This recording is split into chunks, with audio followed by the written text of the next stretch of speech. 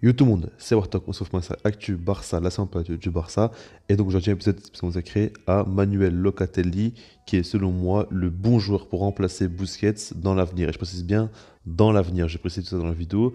Mais voilà. Alors par rapport à ça, n'hésitez pas à me dire directement dans les commentaires ce que vous en pensez. Est-ce que vous pensez que c'est le bon joueur ou non?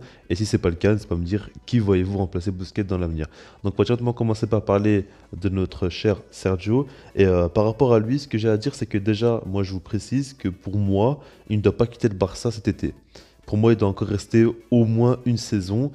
Parce que pour moi, depuis qu'on est revenu au système à trois défenseurs, il est quand même à un très bon niveau. Il n'y a rien à dire pour moi, franchement, il est beaucoup mieux, beaucoup plus à l'aise et il joue clairement mieux. En fait, il peut plus jouer en 4-3-3 dans une pointe basse. Là, c'est vraiment problématique parce qu'au niveau de sa vitesse, tout ça, il se fait trop facilement prendre dans son dos et c'est vraiment un gros, gros problème pour le Barça.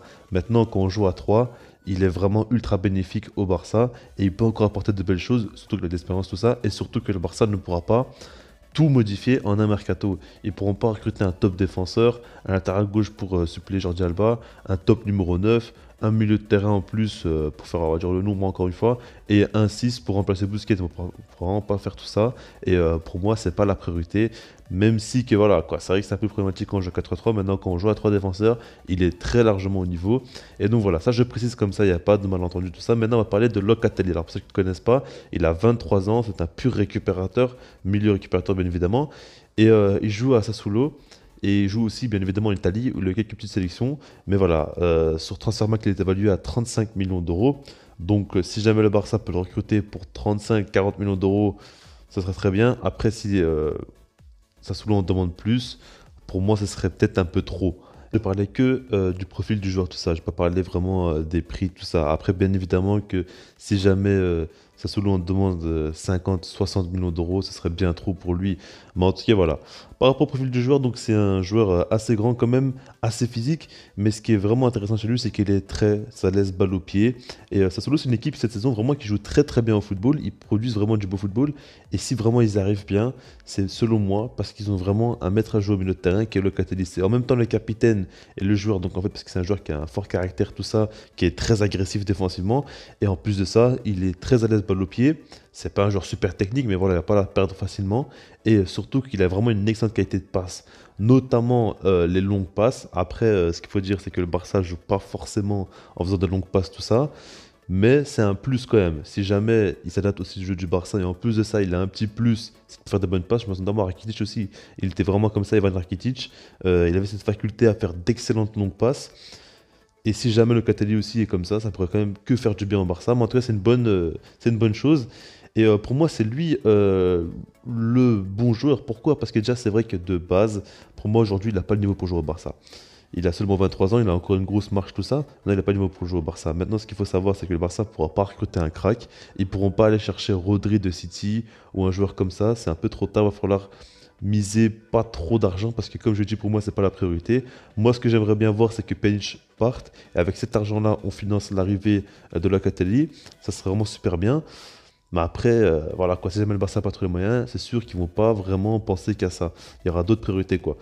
Mais en fait, le problème, c'est que ça fait combien de temps sur la chaîne que je vous dis que le Barça doit préparer l'après Piqué, l'après Jordi Alba, l'après Busquets, limite essayer au moins l'après Messi, même si c'est plus compliqué, mais voilà, même l'après Suarez.